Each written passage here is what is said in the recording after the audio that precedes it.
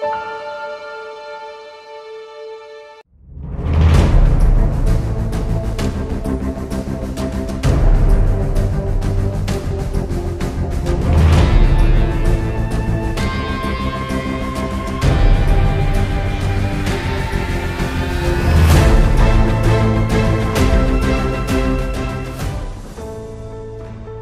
ating pagpapatuloy, sisimulan ko ang aking pagbabasa. Sa aklat ng Apokalipsis ang kapitulo ay 5 at sa talatang 1 patuloy hanggang 12. At nakita ko sa kanang kamay ng nakaupo sa trono ang isang aklat na may sulat sa loob at sa likod na tinatakan ng 7 tatak. At nakita ko ang isang makapangyarihang anghel na nagpapahayag sa malakas na tinig, sino ang karapat-dapat magbukas ng aklat at magtanggal ng mga tatak nito. At walang sino man sa langit, o sa ibabaw man ng lupa, o sa ilalim man ng lupa, ang makapagbukas ng aklat o makatingin man sa loob nito. Ako labis na umiyak, sapagkat walang natagpo ang sino man na karapat-dapat magbukas ng aklat. O tumingin sa loob nito, at sinabi sa akin ng isa sa matatanda, huwag kang umiyak. Tingnan mo, ang leon sa lipi ni Huda, ang ugat ni David, ay nagtagumpay upang mabuksan niya ang aklat at ang 7 tatak nito. Pagkatapos ay nakita ko sa gitna ng trono at ng 4 na nilalang na buhay. At sa gitna ng matatanda ang isang korderong nakatayo, na tulad sa isang pinaslang, na may 7 sungay at 7 mata na siyang 7 espiritu ng Diyos, na sinugo sa buong daigdig. Siya'y lumapit at kinuha ang aklat sa kanang kamay ng nakaluklok sa trono.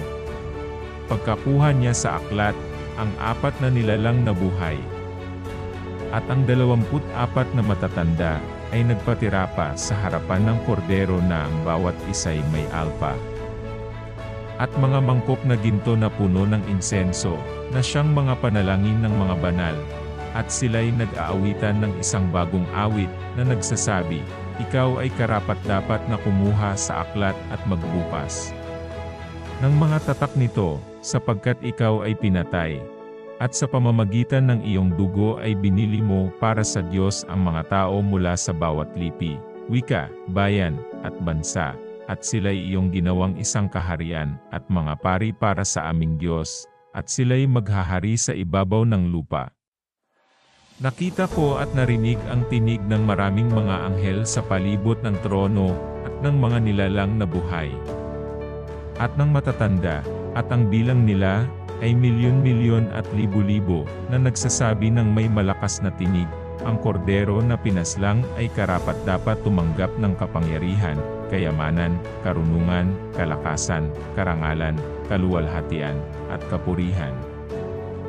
Ang aklat ng Apokalipsis ay nagpapakita ng maraming simboliko, makikita sa ating binasa sa aklat ng Apokalipsis sa kapitulo 5 ang talata ay mula sa 1 hanggang 12.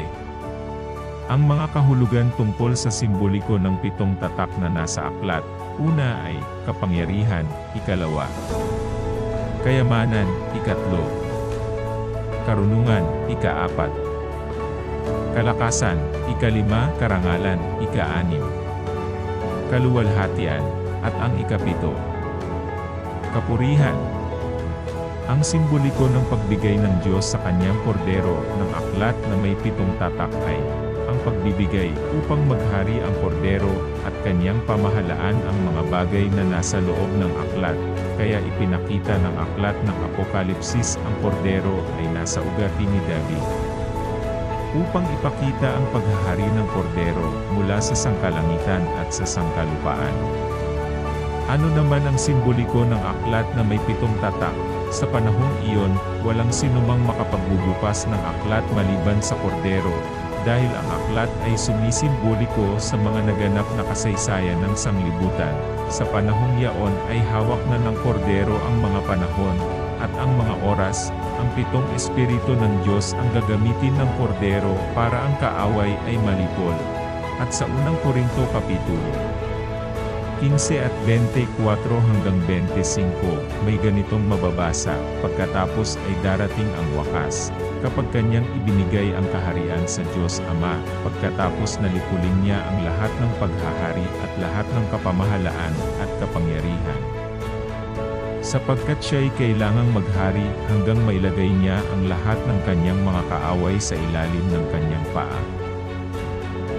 Sa mapapanood niyong video na ito, ay sana patnubayan kayo ng Diyos, para lalong magkaroon kayo ng kaalaman, karunungan, pag-unawa, at kasiyahan sa inyong puso. Hangad ko na maipakita ko sa inyo na kung gaano kahalaga ang pagbabasa ng Biblia kaysa sa ilimang aklat na ginawa ng tao. Ang katotohanan, ang Biblia ay isinulat ng tao, ngunit ang pag-aari ng kautusan na ikabubuti para sa tao ay galing sa Diyos. Magbibigay ako ng isang kaunting halimbawa kung bakit nagpapatunay ang Biblia tungkol sa kautusan na wala sa anumang aklat. Sa aklat ng Mateo, Kapitulo 5, talata 43. Patuloy sa 44, ganito mababasa.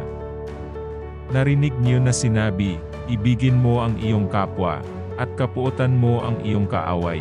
Ngunit sinasabi ko sa inyo, ibigin niyo ang inyong mga kaaway at idalangin niyo ang umuusig sa inyo, sa makakabasa.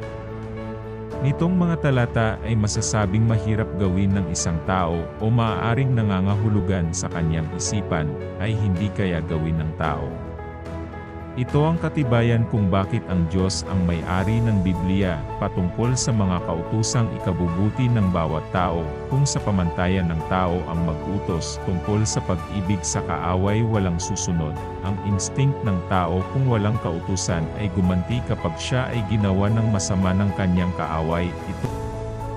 Ito ang nakita ng Diyos sa puso ng tao sa buong kasaysayan ng sangkatauhan na kayang umibig ng isang tao sa kanyang naging kaaway. Ipinaliwanag ito ni San Pablo sa kanyang sulat sa mga taga-Roma, Kapitulo 2, talata ay 14. Hanggang 16, sapagkat kung ang mga hentil na walang kautusan sa katutubo, ay nagsisigawa ng mga bagay ng kautusan, ang mga ito, na walang kautusan, ay siyang kautusan sa kanilang sarili, na nangagtatanyag ng gawa ng kautusang nasusulat sa kanilang puso, na pinatotohanan ito pati ng kanilang budhi, at ang kanilang mga pag-iisip ay nangagsusumbungan o nangagdadahilanan sa isa't isa, sa araw na hahatulan ng Diyos ang mga lihim ng mga tao, ayon sa aking ebanghelyo.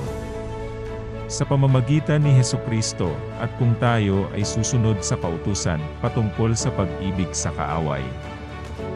Ganito ang nilalaman ng kautusan, unang Tesalonika, Kapitulo 5, talata ay 15. Tingnan nga ninyo, na huwag gumanti ang sinuman ng masama sa masama, ngunit sundin niyong lagi ang mabuti, ang isa sa iba, at sa lahat. Ito ang naging batayan ng Diyos kung bakit kayang tanggapin ng mga tao ang kautusang nilagay sa kanilang puso, kahit hindi sila nakarinig ng salita sa kanilang tainga, o nakita ng kanilang mata. Ang kautusan na nasa Biblia ay may kautusan rin para sa ating puso. Balik tayo sa ating pinag-uusapan. Ano simboliko ng unang tatak na mababasa sa aklat ng Apokalipsis, sa Kapitulo 6, talata 1 patuloy sa 2, magbasa muna tayo. Pagkatapos ay nakita ko nang buksan ng kordero ang isa sa 7 tatak, at narinig ko ang isa sa 4 na nilalang na buhay, na nagsalitang gaya ng tunog ng kulog, halika, tumingin ako at nakita ko ang isang kabayong puti. At ang nakasakay doon, ay may isang pana, binigyan siya ng isang korona at siya'y humayong lumulupig, at upang lumupig, malaki ang posibilidad sa hinaharap ang unang mangyayari sa panahong darating ay maghahari ang isang manlulupig sa mga tao. Ang korona ay simboliko ng pagiging hari. Ang simboliko ng pana ay malawakang panlulupig, ang simboliko ng puting kabayo, ang lahat ng bansa. Maghahari sa madaling panahong iyon, paghaharian ng pagpapaimbabaw at kasinungalingang, sa ibang nagtuturo ay tumutukoy ng isang relihiyon, ipagpalagay natin. Kung relihiyon ito, pero bakit sa panahong ngayon may mga bansa na hindi naniniwala sa Diyos at ipinagbabawal ang relihiyon sa kanilang bansa? Sa panahong nito darating ay magkakaroon ng kasaganahan ang mga bansa na may kasinungalingan, magkakaroon ng paglago ang kaalaman ng mga tao, mga kapayapaan pakunwari, gaya ng mga nitong mababasa Mateo, Kapitulo 16, talata 26, sapagkat ano ang mapapakinabang ng tao? Kung makamtan niya ang buong sanlibutan, ngunit mawawala naman ang kanyang buhay. O ano ang ibibigay ng tao na katumbas ng kanyang buhay? Ang nakasakay sa kabayo ay simboliko ng pagkokontrol sa mga bansa, habang tinatamasa ang pag-unlad. Bakit isa lang ang puting nakakabayo? At bakit hindi marami?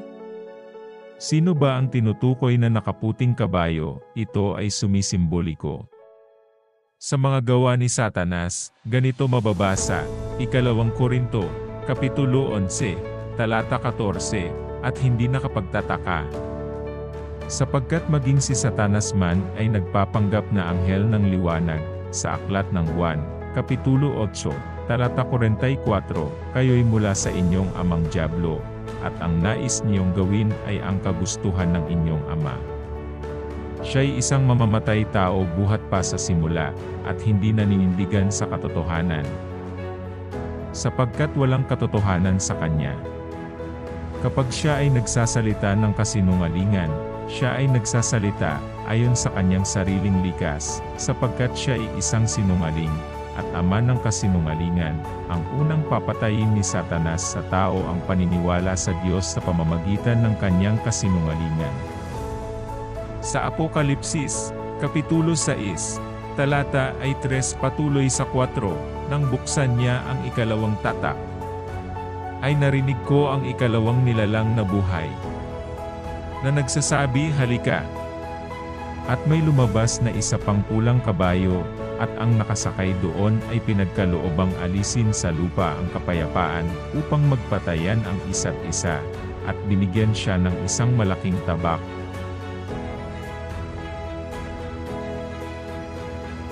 Pagkatapos ibinigay ni Satanas ang kapayapaan, ay inalis niya ito sa mga bansa para sa unang pagkawasak, para ang mga tao ay mapuot sa Diyos, dahil ang mga bansa ay naging mataas sa karunungan at pagiging sakim. Sa madaling panahon ay magkakaroon ng mga digmaan. Ang simboliko ng malaking tabak ay malaking pagpatay dahil sa digmaan. Bukod pa rito, magkakaroon ng malaking pinsala sa mundo.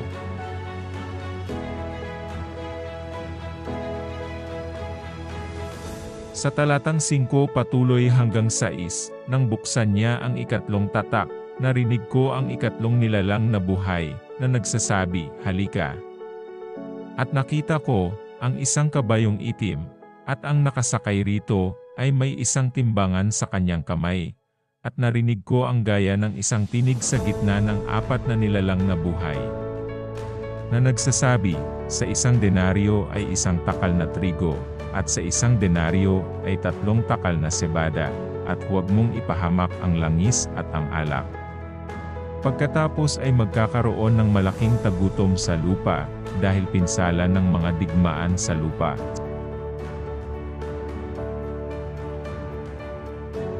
Sa pagpapatuloy ng talata sa 7 hanggang 8, at nang buksan niya ang ika-4 na tatak, ay narinig ko ang tinig ng ika-4 na nilalang na buhay, na nagsasabi, halika! At tumingin ako, at narito, ang isang kabayong berde, at ang nakasakay dito ay may pangalang kamatayan, at ang Hades ay sumusunod sa kanya.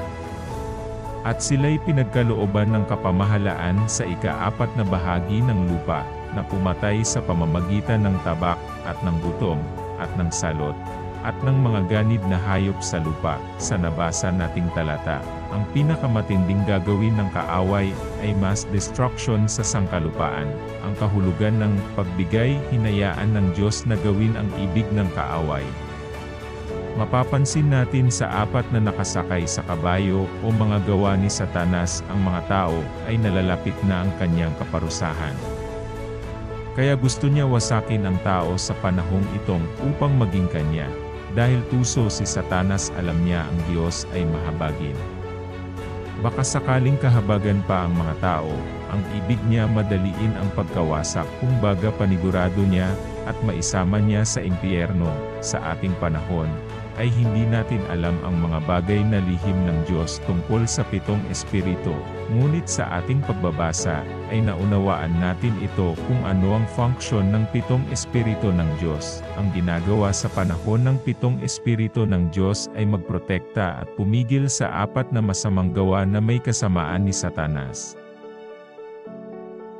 Ang ika-6 na tatak, sa talatang 12 patuloy hanggang 17, at nakita ko nang buksan niya ang ika-6 na tatak, at nagkaroon ng malakas na lindol, at ang araw ay umitim na gaya ng isang magaspang na kayong buhok na maitim, at ang buong buwan ay naging gaya ng dugo, at ang mga bituin sa langit ay nangahulog sa lupa, gaya ng puno ng igos na isinasambulat ang kanyang mga bungang bubot pagka hinahampas ng malakas na hangin, at ang langit ay nahawi na gaya ng isang lulong aklat. Kung nalululon, at ang bawat bundok at pulo ay naalis sa kanilang kinatatayuan, at ang mga hari sa lupa, at ang mga prinsipe, at ang mga pangulong kapitan, at ang mayayaman, at ang mga makapangyarihan, at ang bawat alipin at ang bawat laya, ay nagsipagtago sa mga yungib at sa mga bato, sa mga bundok, at sinasabi nila sa mga bundok, at sa mga bato, mahulog kayo sa amin, at kami inyong itago sa mukha noong nakaupo sa luklupan, at sa galit ng kordero, sapagkat dumating na ang dakilang araw ng kanilang kagalitan, at sino ang makatatayo? Sa ika-6 na tatak ay kasama na sa parusa si Satanas, at ang mga sumama sa kanya. Nakita natin ang kapangyarihan ng kordero na hindi maabot ng sinumang nilalang, ang dahilan kung bakit hinayaan ng kordero mapahamak sa kamay ni Satanas ang mga taong iyon. Ang mga ito ay malulupit at hindi nagpakita ng awa. Sa Santiago, ang Kapitulo 2, talata 13, ganito ang mababasa, sapagkat ang paghuhukom ay walang awa doon sa hindi nagpakita ng awa. Ang awa ay lumuluwalhati laban sa paghuhukom. Dahil hindi nagpakita ang mga tao ng awa ay umabot ang galit ng kordero. Bagamat ang kordero ay maamo nakapagdulot ito ng galit dahil sa masamang antas ng kasamaang ginawa ni Satanas, ang aklat ng Apokalipsis sa bawat nakita ni Apostol Juan hindi sa pagkasunod-sunod na mangyayari sa hinaharap.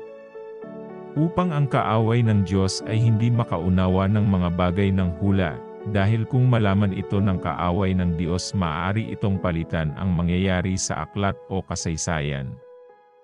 Nabasa nila ang kasulatan sa aklat ng Apokalipsis dito sa lupa, ngunit ang tunay na revelation ay nasa kamay o sa kapangyarihan ng Diyos. Alam ni Satanas ngayon ang mga bahagi ng Biblia na nasa lupa, kaya gumagawa siya ng paraan na mapigil ang mga bagay ng hula. Ang dahilan, sa kanyang pagbabasa, ay nakita niya na marami siyang maipapahamak sa darating.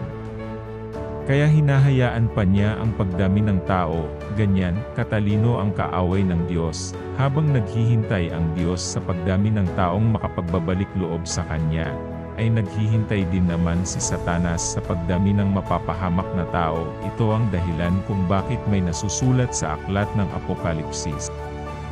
At lalabas upang dumaya sa mga bansa na nasa 4 na sulok ng lupa, sa Gog at sa Magog, upang tipunin sila sa pagbabaka, na ang bilang nila ay gaya ng buhangin sa dagat. Ngunit huwag tayong mabahala maliban sa 144,000 na maliligtas sa mga angkan Israel.